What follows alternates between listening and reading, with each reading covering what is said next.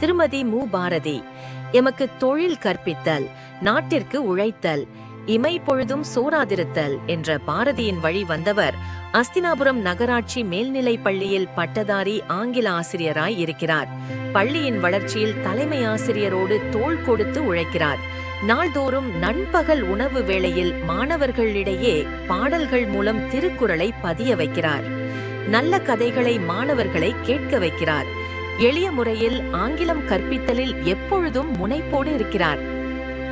இந்த பள்ளிக்குள் காலை 8 மணிக்கு உள்ளே வருகிற மாணவர்களும் மாணவிகளும் இரவு 8 மணிக்குத்தான் பள்ளியை விட்டு வெளியேறுகிறார்கள்.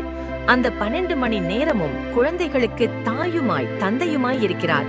இந்த உழைப்பும் அர்ப்பணிப்பும் மாணவர்களின் சராசரி மதிப்பெண்ணை உயர்த்தியதோடு தேர்ச்சி விழுக்காட்டையும் அதிகரித்திருக்கிறது. ஸ்பெல் பி எனப்படும் ஆங்கில உச்சரிப்பு போட்டியிலும் நேச்சர் கிளப் போட்டிகளிலும் இந்த குழந்தைகள் இவரால் வெற்றி வாகை சூடி வந்திருக்கிறார்கள். சிறப்பு தேவையுடைய குழந்தைகள் பொது தேர்வை எழுதுவதற்கு கல்வித்துறையின் அலுவலகங்கள் வரை பெற்றோரோடு சென்று கதவுகளை தட்டுகிறார்.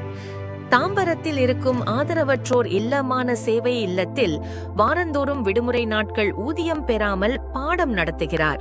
மாணவர்களில் ஆண், பெண் இருபாலருக்குமான ஒழுக்கம் கட்டுப்பாட்டை கண்ணாய் பேணுகிறார். இடை நிற்கும் குழந்தைகளின் இல்லம் வரை சென்று அவர்களின் உள்ளம் மாற்றி பள்ளிக்கு அழைத்து வருகிறார். பெண் குழந்தைகள் தன்னம்பிக்கையுடனும் துணிவுடனும் வாழ்க்கையை எதிர்கொள்ள வேண்டிய அனைத்து பயிற்சிகளையும் அரசு சாரா நிறுவனங்களோடு இணைந்து மேற்கொள்கிறார். ஒரகடம் அரசு பள்ளியில் இவர் கண்டறிந்த இருளர் இன குழந்தைகள் இன்று கல்லூரி வரை கடந்திருக்கிறார்கள். தனது தன்னலம் கருதாத சேவைகளுக்காக அரசு துறைகளிடமிருந்தும் தனியார் துறைகளிடமிருந்தும் இதுவரை இவர் பெற்ற விருதுகள் 20. அந்த மணி மகுடத்தில் 21வது விருதாய் ஈகை ஆசிரியர் விருதை இவருக்கு வழங்குவதில் நாங்கள் பெருமைப்படுகிறோம்.